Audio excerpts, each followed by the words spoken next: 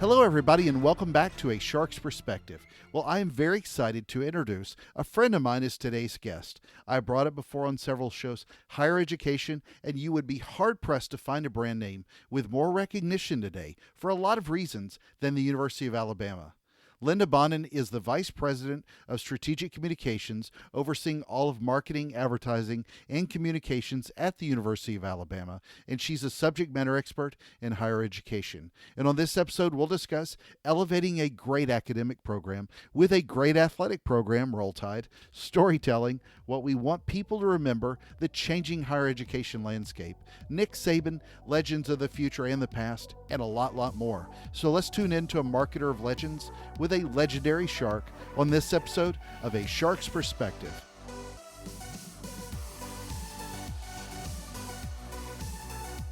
Linda, thank you so much for joining us today on A Shark's Perspective. Would you please tell us a little bit about your career to date? Yeah, first let me thank you for inviting me to be on the show. It's Absolutely. an honor to be with you, Kenneth. I really appreciate this.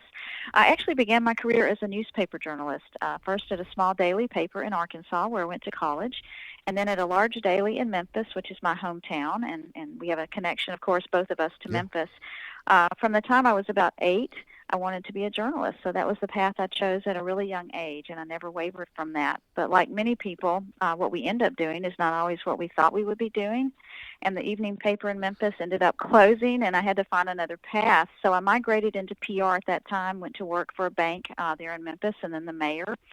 From there, I transitioned into marketing, working for a healthcare company and an ad agency as an account executive. And along the way, I picked up a lot of valuable skills in all these different industries, and I listened intently and tried to surround myself with some really creative, interesting people. I've been in higher ed now for about 23 years, and I've worked for 5 university presidents at 3 institutions. I began in higher ed as a special events director and worked my way up to a communications director and then an associate VP, and now finally as a vice president. Began as a vice president at the University of Memphis, and from there LSU recruited me to Baton Rouge, which was a great experience. And then a little bit of serendipity happened. About 7 months after my arrival at LSU, our provost, who is the chief executive officer in higher ed, for those who don't know, our provost was named president of the University of Alabama, and he asked me to come with him to Tuscaloosa, and it was an opportunity I just couldn't pass up. So my career has been one of kind of wandering through various industries, media, nonprofits, government, ad agency work, and for-profit work, accumulating skill sets and learning from some smart, creative people. Let me say, I think journalism is a terrific foundation for everything. Absolutely. You learn to work on extremely tight deadlines. You have to write really well and succinctly. Obviously, you learn to listen really well when you're a journalist. And it's all about storytelling, which is what I do today. Well, and once you live in this part of the country for enough years, at some point you're going to say Roll Tide. So it just comes with the Absolutely. territory. Let's talk a little bit about higher ed then in the current landscape. It's really changed phenomenally over your career, over mine, and even faster it seems as digital has taken such a foothold in our lives. Describe, if you will, where you see higher ed today in versus, where you've seen it evolve. Oh, absolutely. It's changed tremendously throughout my career. For instance, there was no internet when I began my career. Can you remember that day? Jurassic But, period. that was before we had the internet and smartphones and all Yeah. those things we can't live without today, particularly as communicators. And it really wasn't that long ago. But technology began to move at a very rapid pace in the 80s and the 90s, and it still is, of course. I love experiencing new technology and tools, and it's easy to keep up with that working in higher ed because you're always around young people. And young, smart people. But the 2 biggest changes I've seen in higher ed since I've been in this are the advent of social media and the opportunities that it presents, and also the way funding has changed so dramatically. Not too long ago, most public universities got the majority of their funding from their state. Let's just say, for example, that it was around 80%, and that coin has completely flipped, Mm-hmm. and now many universities get 20% or less from their state. So The difference has to come from somewhere, so it's coming from increased tuition, and it's auxiliary services, things like housing, dining, and parking fees, and also, of course, through private donations. That's unfortunate because the cost of getting an education certainly hasn't decreased over time. It's increased dramatically. We need smart classrooms with all the technology and the bells Hmm. and whistles. We need faculty to teach in those classrooms, and of course, residence halls and recreation centers and all the things that today's student doesn't expect, but they require it. The other big change is social media, which has given us wonderful new platforms to communicate, all at little or absolutely no cost. So for storytelling, that's been great. On the downside, it also gives others a platform to tell your story for you, Yeah. and that story may not always be Mm. accurate, as we know.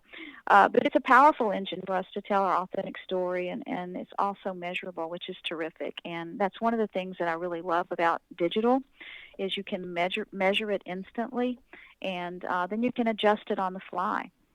So, what are some of the unique challenges that you face in higher ed as a head of marketing communications at a major university? And sort of to pivot off that just alone, when you look at social media as well, and really that sort of fits into a little bit of a crisis management per what you were just talking about. But if you had an issue today in today's modern corporate world, communications team would put out some highly crafted message, and you get a few tweets and a few comments on Facebook, etc. But a lot of issues get super amplified by a younger generation on social, and when that populace is like you have it at a major university, which is still predominantly 18 to 24, 25 year olds who are glued to their Right. phones and to social as a real communication channel.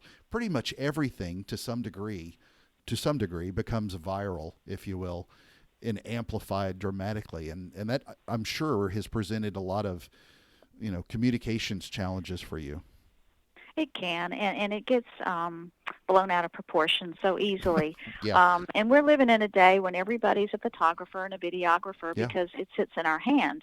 And so a lot of times you can learn something on social media that's happened in your own city or on your own campus or wherever you are before you're even told about it, because you see it on social media, and then you start tracking it down. So you end up being behind chasing a story that's already out there and trying to get the right information and put the right information out there, but the wrong information has already gone out. And so that's certainly a challenge that we have. It's not something that anybody's figured out how to manage really well, that I Hmm. can tell, but it's definitely a challenge that we have in today's world. You asked me about the unique challenges, and I'm curious, how much time do we have here? Because because there Yeah. are so many, but It's a um, but 4 hour certainly podcast. that's one of them. Is how do we deal with social media proactively instead of reactively? Hmm. We have a team of social media here. We have three people dedicated to it full time. They spend 50% or more of their time just listening to social media, and that's a big part of it. You can't just be posting, posting, posting. A lot of it is just listening and Exactly. hearing what's out there, and finding out what people are talking about, and where we need to take our message. So that's very critical. But one of the challenges is it really boils down to resources and hiring those rising superstars whose talent and creativity will take you where you need to go, and who can then inspire others on your team and others to join your team, and kind of get everybody to raise their game a little bit. But salaries in higher ed are typically lower than private industry. So in higher ed, we tend to make up for that with things like more holidays and reduced tuition. But at the end of the day, if you're a private company and you're offering to pay, let's say you as a web developer, 100,000, and we can only pay 50, so what are you going to do, right? You're going to take the Right. 100,000. So just finding that talent that's out there is something that we all work very hard at. I know I like to keep my pipeline going and know people that are out in the industry, whether they're in higher ed or not, so that we can reach out and try to attract them to higher ed, because I think higher ed is a terrific place to be. The challenge with resources also relates to having the right technology and tools to do your job well in today's world, and keeping up with that emerging technology. but also having the money to get your message out to the masses and do that in a broad way. So those are challenges that all of us face, and it's something we talk about when we get together as colleagues face to face. I love getting together with my colleagues from across the country because what we discover is that we're all dealing with the very same issues to varying degrees, whether we're in Florida or California or New York or wherever we might be. Well, you didn't mention recruitment, and I know that with any good-sized university falls under a different group that is doing that day-to-day recruiting of students. But is that also, even at a state school with the esteemed history that the University of Alabama has, is that also an ongoing major concern? For student recruitment? Yes, and how the Yes. marketing plays a part of that conversation? Oh, absolutely. More than I have a team of folks that are called Central Marcom. So Mm-hmm. we handle all the central communications and marketing for the university. And more than 50% of our work is admissions related. Yeah. So we work hand in hand as a strategic partner with our admissions team, our folks that are on the ground all across the country. In fact, I just met with them last week, as a matter of fact. They were all here for a retreat. And so we met with the recruiters to talk about storytelling and how Mm-hmm. are we telling the story of the University of Alabama? How can we do it better? What are some of the challenges that they face out in the field? So yes, we're continually joined at the hip with admissions on a daily basis. Well, working in the industry you're in, where there are a lot of adult learners who are getting, thank goodness, more involved in education. But one of the unique challenges that so many companies have today is trying to figure out the smart ways to get ahead and work with millennials, with Gen Z and Gen Y. Hmm. And luckily, you're smack dab in the middle of that and really get to Right. focus a majority of your efforts on attracting Gen Y, that millennial group, and the Gen Zs that are moving into to college. So that's interesting. But having worked with myself, having worked at a higher ed school group, having worked with 50 plus colleges, universities over the years, I realized something in marketing, in running marketing for them, that I noticed that I'm sure you've seen as well at the different universities where you've worked. Everybody at every university in any sort of faculty or administration position, to some degree, feels like they could be the head of marketing or they could be the president of the school. And that was a common theme Absolutely. in colleges and universities. But how important, when you think about the brand, and especially having such a great brand like the University of Alabama, how important is the brand of a school as that sort of unique value proposition when you compare it to all the other schools and trying to attract students and people and funding and everything else within social media? How do you sort of differentiate that while still keeping core to your brand? Yeah, I think it's absolutely critical. It's more important today than ever before. You've got more than 4,000 colleges and universities across the country. And out of that number, about 1,600 are public universities, another 1,600 are private Mm-hmm. and nonprofit. And then you've got another 900 or so that are for-profit schools. So that's a lot of options for students. And every college-bound student wants to find the college that's the right fit for them. That's what they're all looking for, is what's the best place for me. And that's a big decision. And if you think about it, they're 17, 18 years old. It may be the biggest decision they've ever had to make in their life to that point. Mm-hmm. So it's huge for them, and so they're looking for that fit. And it's up to us to tell them who we are and what we can offer them and how their life will be transformed by coming to our university. And if we don't tell our story in a way that speaks to them on a platform that they use, right, a communications platform where they are, and a voice that they can relate to, then we have failed. And I think one problem universities have, and I've seen it quite a bit across the country, is that they don't really know who they are. And Agreed. if they don't know who they are, how can somebody else know who they are? And they don't know how to differentiate themselves, so they try to be kind of everything to everybody, and they end up being plain vanilla, and that's a problem. So they end up being nobody. So we have to be able to answer the question of why somebody should choose us. And that's a big question to answer. That's a big load. When I came to the University of Alabama a little over 3 years ago, I immediately began trying to find the answer to that why. Why should somebody choose us? I was looking to find the heart and soul of this university. Mm-hmm. I knew we played great football. I'd lived in the South all my life. I'd certainly seen Alabama football on TV. But why should somebody choose us? And I think everybody knows we play football. But what else is here? And what's the heartbeat of our institution? Fortunately, it didn't take me very long. I'd been here about 4 months, and I found it. And it was as simple as talking to people who live the brand every single day, our students, our alumni, our donors, people that work here. And so I listened to the vernacular that they used, and I spent hundreds of hours doing reading and research and everything I could learn about the University of Alabama. And when I speak at conferences, I tell people you don't have to create your brand. It's already there. Yeah. It's living inside your people. Your job as a marketer is just to discover what Yes. that is, give it a voice, and then unleash it. And that's the fun part. I've had more fun in the last few years than I can even tell you about. But we tend to make it so hard. It's not about creating the perfect tagline. When you think about Starbucks or Disney or Walmart, we know exactly who they are because they speak to their values every single day in everything they do. You know, Walmart's that friendly neighborhood store where you've grown to trust them, and they're all about saving you money. And who doesn't love that, right? And Disney is where dreams come true, and it's the happiest place on earth. And Starbucks, wants to nurture the human spirit, Mm-hmm. one cup at a time. So, for all three of those brands, it's about the personal connection. And there's something really comforting about buying a cup of coffee and being invited to sit on a sofa in the store while you visit Mm-hmm. with your friends and talk, or while you work on your laptop. And so who wouldn't pay $5 for one cup to do that? And what makes you go back to Disney World or Disneyland over and over and over? Because you feel special.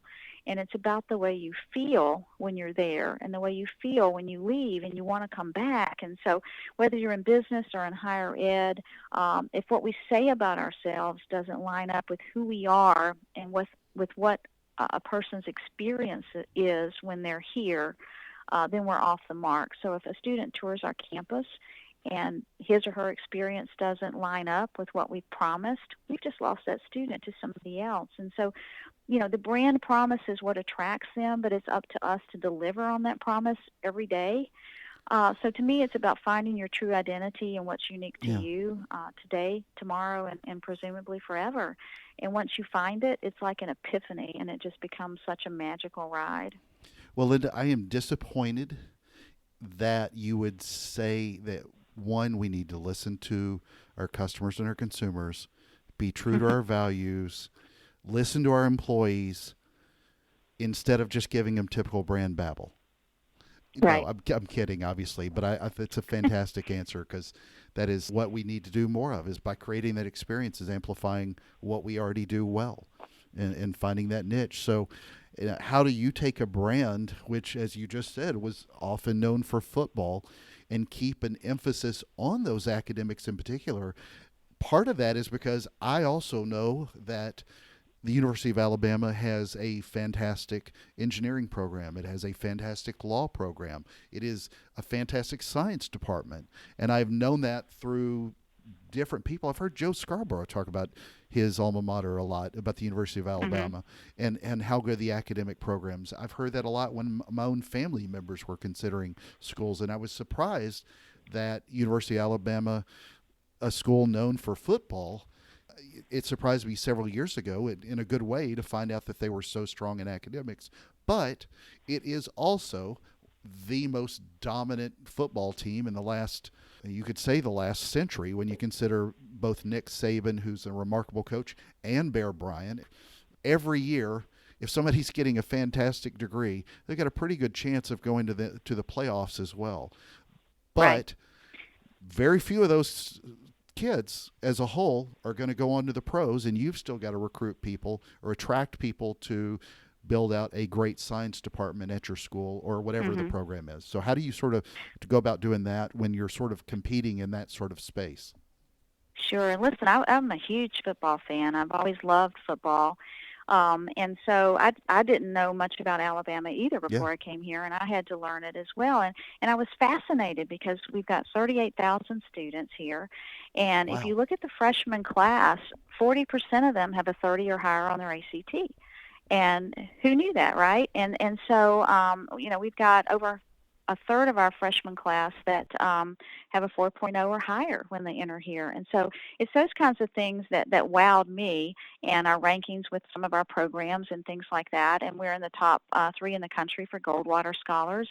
And there are lots of things about the University of Alabama that need to be told. And Alabama football gives us a large stage Hmm. that I know many other universities don't have. So I view that as a blessing. But for instance, last fall, 120 million people watched us play football on TV, and that's just a staggering number. But Wow. that means 120 million people were exposed to our brand every Hmm. Saturday, some of them for the very first time.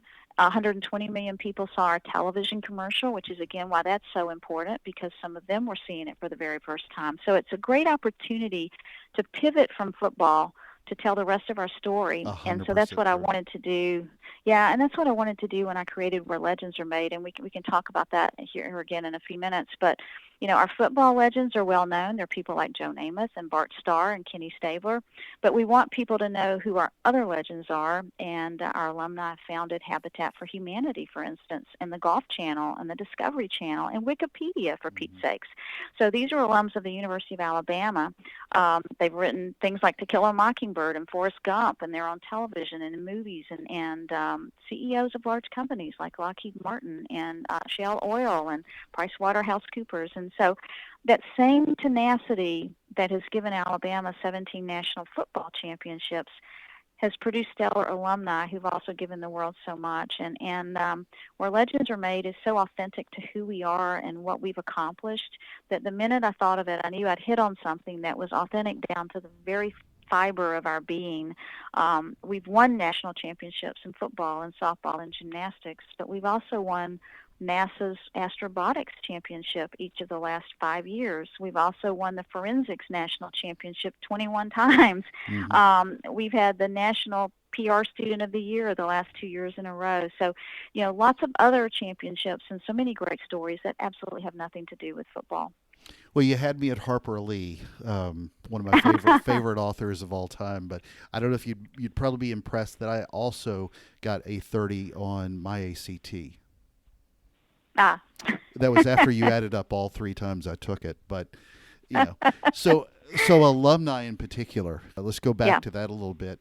sure. That has been extremely important. I've seen people succeed and fail. I've been pulled in different consulting engagements to help different schools with their alumni programs, but I've also seen a lot of them really kind of fail to miss the mark and kind of keep that engagement going. What are some of the things you run into that have really seen a need to keep alumni engaged, because they're great for fundraising as well. They really hmm tell the story, with the success of the story, for generations to come. So They do, and they love, this university. They're our foot soldiers really all over the country. They're our best ambassadors. They're telling our story. They're living our brand. They're making us proud. Just last week, I spoke to 220 officers in our alumni chapters from across the country. Summer's a lot of the time when we bring people like that in, and they were here for a few days, and I was equipping them to tell the story of where legends are made in their own territories. The energy of our alumni is contagious. They help us recruit students. They've raised millions of dollars for scholarships to help our students. They do send-off parties for high school students when they're coming to college. And I just can't overemphasize the importance of our alumni base. Even if you go to Old Jerusalem and you walk down those little narrow streets, you'll see a hmm sign that says, "Welcome to Bama Country," and it's full of Alabama memorabilia. Well, that's one of our alums. It's nestled in between a store that sells Middle Eastern spices or something, and one that sells leather souvenirs. But they've even got a photo of Nick Saban on the wall that's autographed to the owner, and that's all the way over in Jerusalem. But hmm they help us tell our story and carry our message all across the country and even around the world. And it's just very, very critical that they are invested in you and that they are telling the story for you. I'm gonna have to go find out what is Yiddish for roll tide. So some recognition that you've earned, the school has earned. It's a fantastic marketing campaign. Talk, if you will, a little bit about where legends are made and the recent praise that you and the school received for. Really, I think it's a fantastic program, a fantastic marketing program for the university, and helping do a lot of that storytelling before, middle, and Hmm. end, if you will. Sure. When I came to Alabama, I was moving super fast because we had a commercial on the air that I didn't feel like was putting our best foot forward. And when you've got 100+ million people watching your commercial, you need to really nail it, right? And so I wanted to change that. I wanted to create a commercial that was unlike any other higher ed commercial. So that's kind of where I started. Was I needed a commercial, Hmm. and in the process of doing that, I was thinking through who we were as a university on an authentic level. Hmm. And when I nailed it with Where Legends Are Made, I knew that this was so much bigger than a commercial and Yeah. that this was actually our brand. Yeah. And I learned that the University of Alabama had never really had a branding campaign, so no pressure, right, Right. to build the first one. But I just had a few months to get it done. And I hadn't built my team yet. I was still brand new, so I had to go find somebody that could handle production, and I found them down in Mobile. And then we hired an alum to direct the commercial. I hired Gary Sinise, the actor, Yeah. to voice the spot. In fact, he just finished voicing our Got fourth magic commercial legs. last month. He's terrific. And there's something surreal about sitting and asking him to do multiple takes in a studio and just hearing him say over and over and over, the University of Alabama, Where Legends Are Made. Hmm. But Legends was built backwards, and so maybe I should mention that. Normally you would do all kinds of research and focus groups and get all sorts of buy-in, and there just wasn't time for that. So I came up with it in my head. I gathered some people who could help put it together, called the lawyer to get it registered right away, and just began building it out because I only had about 4 to 5 months before we were going to launch this thing on national television. And I knew the risk. I would either work or I might wake up in August without a job because everybody hated Right. it. But again, I was new, so that's probably why I was comfortable taking the risk. I had fresh eyes, and I was kind of unencumbered by the past, so I just went for it. But it checked all the boxes for me. It was authentic, and it had an aspirational component to it for students and their parents. Well, let I me add felt let like me it. add my take. Let me real Yeah. quick. Let me jump in here. So when I thought of it first, when I thought of Legends, when I first saw it, the first thing that comes to mind, I think, for most universities, especially one that has such a big athletic program, is you think of athletic legends only, which you do as part of your campaign. But you also talk about legends, which is all the people that have gone to school. It really kind of keeps the alumni thing going. And I love the one for up and coming students, which is Rising Legends. It has that Right. aspirational component. And so many people strictly focus on the athletic part as their ambassadors, if you will, the front men and women for athletic programs, or they focus on putting a landing page out there, find out more, we'll send you some PDFs and Hmm. email you to death with as a future students. This one had alumni front and center as well. And I love that component of it when you start pointing out SEAL awards and all these Right. Harper Lees and all the different people that are legends that have graduated from there. I think the beauty of it is that anybody can see themselves within Where Legends Are Made. If you're a high school Exactly. student looking at your college choice, you can see yourself in that. Gave a speech a few months ago, and a freshman from Chicago came up to me afterwards, and she said to me, "I was sitting in my living room in Chicago last fall with my parents watching television, and your commercial came on the air." She said, "I had reduced my choices down to three places, and I just was undecided about where I wanted to go to school. But when your commercial came on the air, I looked at my parents and I said, I'm going to the place where legends are made." And she said, "That's why I'm here today." And it gave me goosebumps, and it gives me goosebumps talking about it now because it's just so powerful. But if you're an alum, you can see yourself in that story. If you're a faculty member doing research, you can see yourself within that story. We launched it first with the alumni story because when I was doing my research, I found all of these wonderful alums that we had that were doing incredible things and were well known in their fields. They're titans in their industry. So we've got print ads that feature a lot of them that are out in the state of Alabama. And then we also do them in other publications. Justin Thomas, the golfer, is one of our alums, so we've Hmm. run it in the PGA program. And Marilyn Houston, who's CEO of Lockheed Martin, was named CEO of the year in the whole country in the company of Bill Gates and Michael Dell and all these other people. So we've got a print campaign that's part of that features our alums. But I think anybody can see themselves within this story. You had asked me about awards, and so Yeah. far in the last 2.5 years, it's won 32 regional, national, and international awards. And we learned just a Fantastic. couple of weeks ago it was named the best advertising campaign in all of higher ed internationally. It's amazing. And our print ads got a silver award internationally, and it was the one that featured Sonequa Martin Green, who of course was in The Walking Dead, and now she's in Star Trek: The Discovery, first African American lead role in that. And then also, it was just announced that she's going to play LeBron James's wife in Space Jam 2, so that's kind of exciting. But Nice. awards are great, but it's the impact that really matters. We like to measure ourselves against our peers and among the best in the industry, but what really counts is does it have an impact, and is it really working for you? And all indications are that it's working for us. I wish that I could name the episode now Zombies, Trekkies, and LeBron James' wife. But so congratulations, first of all. But with Thank you, thank you. describe the value, if you will, out of having someone. I'm going to go back to football, but Coach Saban. I've seen many stories on how somebody like Coach Saban, who one is a brilliant coach and seems to be just a great ambassador for the university. He's a very classy individual. He looks more like he's a lawyer than he does a coach half the time when you see him. But talk about how that can help enrollment. There have been a lot of studies on what the value of athletes are, but coaches, I don't know of any other coach that's really gotten the recognition he has for what he does as a brand and how that helps. How do you amplify that to help grow the university? Yeah, well, he's amazing, and no doubt Nick Saban has raised the profile of our university and put us on a lot of people's radar, academically as well as athletically. He's a great ambassador, and we really couldn't ask for any more from him. He's well known for what he calls the process, and I put that in quotation marks, the process, Mm-hmm. and how he works his team, and they strive for excellence every day, and that carries over to all areas of the university, and that's what I've noticed since I've come here.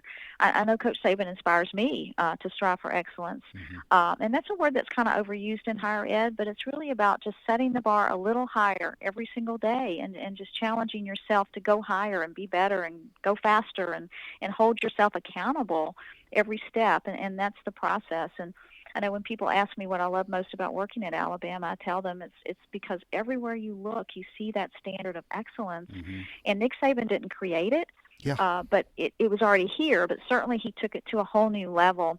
So do students come to Alabama because of Nick Saban? I'm sure some of them do because they love a winning football team, and it is a part of our culture, but it's not all of our culture. And I think there's a difference in somebody suddenly emerging, for instance, having a great run in the NCAA basketball tournament like a Gonzaga or Mm-hmm. George Mason, and getting a big bump in applications, because of that, which happens a lot. But Alabama's success has been so sustained over time. If you go back to Coach Bear Absolutely. Bryant, it's been sustainable. So we don't see those huge jumps in application numbers when we win a national championship. Our enrollment actually started increasing prior to Nick Saban's arrival. Mm-hmm. The football coupled with academic success has certainly helped it grow. In the year, I pulled these numbers yesterday, in the year 2000, we had 19,000 students. And for each of the last 2 years, we've exceeded 38,000. So our enrollment has essentially doubled Right. over the last 20 years. Nick Saban came in 2007. He's won six SEC championships and 5 national championships. So again, football gives us a terrific stage to tell the rest of our story. And that's why I chose to launch Where Legends Are Made during the season opening game that we had with USC back in September of 2016, because we knew the audience would be huge. But Kenneth, what I didn't know is what I didn't count on is that we'd be winning 52-6, and half of America had already changed the channel. Yeah. So, Yeah. but football is definitely a powerful stage for us to continue to tell our story. Well, one of the things I love about it is, at least for him, and I know this comes up probably too much too often and because it's such a successful story, it's the fact that it's not an unsuccessful story. And when that happens at a lot of universities and it becomes a problem for the wrong reasons, then Right. you have to deal with so much else just in your own, PR crisis management part of your role. That's one of the things, one of the blessings is you always have to worry, but you don't have to worry as much when you have someone like him managing his division, if you will, Hmm. there. And so you and I share a lot of love for the college experience. We were talking about this earlier about both about how just outstanding it is to walk onto to most college campuses and see the pretty manicured lawns and people that are aspirational walking around that want to do better in their lives and their careers really when they're starting out so early. But where then do you think with an industry that's changed dramatically with technology, with everything else, and funding and all the things we've talked about, where do you think that higher ed is going in terms of its future value to students in general, and where the college market landscape will evolve? Yeah. Well, I think the future is really bright. I mean, kids are smarter these days than when we came out of high school. Yeah, No offense there, yeah, but they're also extremely motivated to create, incredible careers, but also to give back to the university and also to the world in some way when they graduate. So I think that's really important. They're motivated to come to college. We know, for instance, that a college degree is very valuable, and as compared to a high school degree, it's more than twice the lifetime income of someone with yeah. a high school degree. I think the difference is from about 1.2 million to 2.1 million if you have a college degree. So the value continues to be there. As we move forward, I think colleges have to continually look at the disruption that occurs out in today's environment and adjust their sales to stay afloat and be competitive. There's still that demand there. We don't expect that to change, but honestly, there are fewer children coming out of high school and fewer children being born.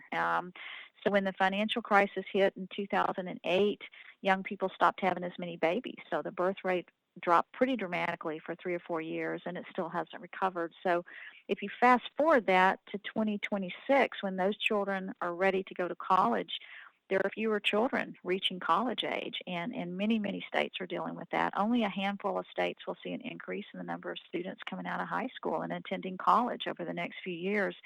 So basically, we're all recruiting the same students, whether they're in Alabama or California or Iowa or wherever they might be. So not all colleges will feel that pain maybe equally, but it goes back to one of your first questions about the importance of branding.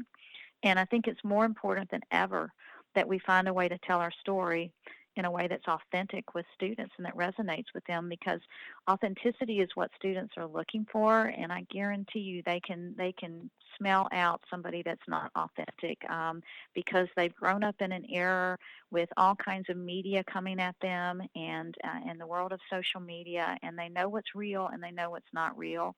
And if you're trying to speak to students in a way that doesn't feel authentic to them, they'll know it immediately. So branding is just really, really important in today's age as we look at the future of higher ed. Agreed. There are a lot of different schools. We talked about, I think there are 4,500 schools all over the country. They've all, they're different brands. They've all got different propositions, but each school, as we talked about, offers a unique experience. You've done a fantastic job helping amplify that. What do you want people to remember about the University of Alabama? Yeah, I think as communicators, we spend a lot of time thinking about what we want to say to people, Agreed. and that's important. But it's more important to think about what we want people to actually remember about us. And I don't know if you know this, but the average human being only has an attention span of 8 seconds, which isn't a lot of time. So at the University of Alabama, we want people to remember this is where legends are made. And I think that if I had one piece of advice for communications folks, it would be think about what we want people to remember and not necessarily what all the things are we want to tell them. Agreed. Linda, you're not that horribly far from the gorgeous white sands and the beautiful beaches of Gulf Shores and the Florida Panhandle, where I recently did a dive. It only makes sense that I ask you, since you're on a shark's perspective, that what is your favorite kind of shark and why? That's a hard question. And since I've lived here, I've never been to the beach. I tend to work a lot, and I haven't been to the beach. I've been here 3.5 years, but I'm going to fix that in August. I'm going Good. down there for 2 whole days Wow. to put my feet in the sand. Fried foods, But my taffy, and an favorite airbrush shark, shirt. So, my favorite shark, I watch Shark Tank a lot. Try not to miss an episode of Shark Tank because I find it so Same. fascinating, and I like to watch how the people present their ideas because some of them do it extremely well and some of them do it very poorly. And I find myself on the couch wanting to coach them, saying, "No, don't go there, don't do that." But Shark Tank is great. So can I just name my favorite shark from Shark Absolutely. Tank? Okay, I like Mark Cuban. Mark Cuban is more than acceptable. I like his approach. I like his respect that he shows the people that are presenting. But I'd say Barbara's probably my second favorite because Barbara champions a lot of the women that present. When the other sharks are bailing and say, "No, not interested, can't go there," she steps up and says, "You know what? I'm going to take a gamble on you, and I'm going to have a little faith here, and I think we can make this work." So those would be my two favorites. Fantastic. Well, Linda, it is that special time of the show. Are you ready for the 5 most interesting and important questions that you're going to be asked today? Uh-oh. So here we go. Number 1, a master's degree in communications or a master's degree in marketing? Whoa.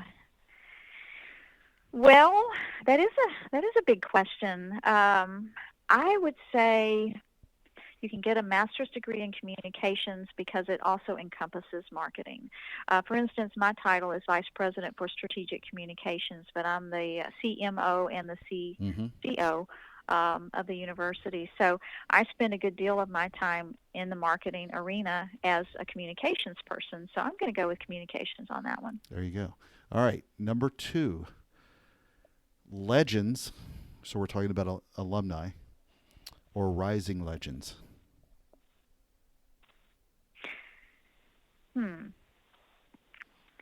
I'm going to go with legends because legends can aspire rising legends.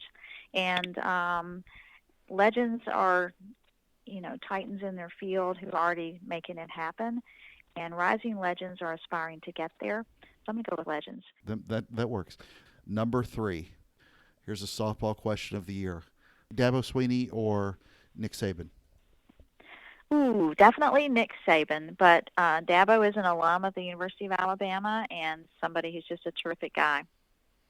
All right, number 4, Gary Sinise or Sela Ward?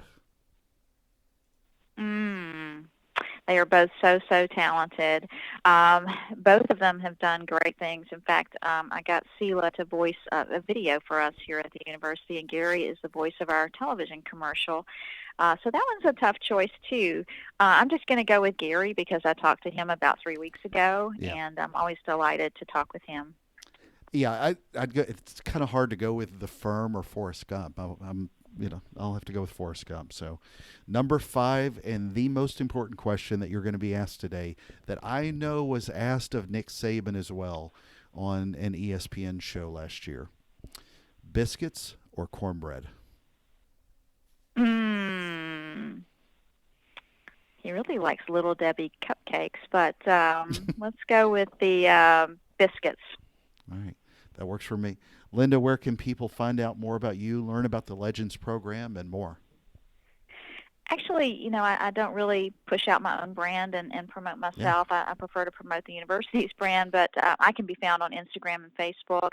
The university's social media falls underneath my umbrella, so I invite everybody to connect with us on Twitter or Instagram, Facebook, or LinkedIn there.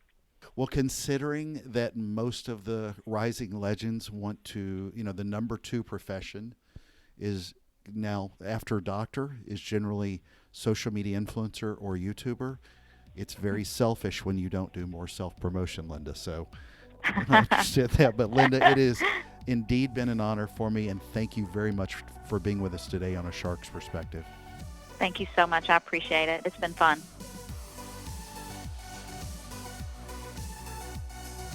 So that was my conversation with Linda Bonnin, the Vice President of Strategic Communications, overseeing all of marketing, advertising, and communications at the University of Alabama, and she's a subject matter expert in higher education. Let's take a look at 3 key takeaways from my conversation with her. First, so we focused a lot on being able to tell the story of our brands. As Linda said, and I quote, "If we don't tell our story in a way that speaks to them, on a platform that they use, a communications platform where they are, in a voice that they can relate to, then we have failed." That's a great point, and it applies to every industry. We've both seen many instances where the college or universities didn't really know who they were. But as she went on to say, if they don't know who they are, how can somebody else know who they are? They don't know how to differentiate themselves, so they try to be everything to everybody, and they end up being plain vanilla, and that's a problem. So they end up being nobody. That's so very, very true. Students, the customers, if you will, for higher ed, have a lot of options, more than 4,000 nationally. Then why should somebody choose your brand, regardless of industry? One great way is how she talked to the people, or better yet, really listen to the people who live the brand every single day. Realize that sometimes you don't have to create your brand, but you always have to reflect it. Brand promise can attract customers to you, but it's up to your brand to deliver then on that promise every day. Second, I'm such a fan of their international award-winning Where Legends Are Made campaign. So many of the campaigns focus only on student enrollment, which they do well with Rising Legends, which has such great aspirational feel. And too many schools focus on athletics as their only branding campaign. But ask any university and they'll also likely point out how important their legends, or alumni in this case, are important to continue to tell the story of a school brand. Legends does very well with all of those.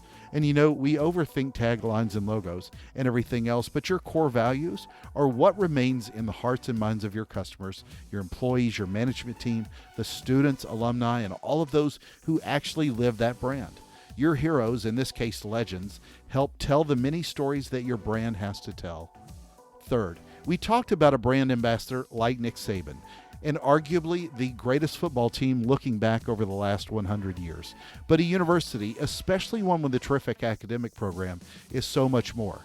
When you've got a team in a national championship with millions of people watching, well, as she said, football gives us a terrific stage to tell the rest of our story. And that's what Alabama's doing. Linda and I are also both massive proponents of higher education and its value.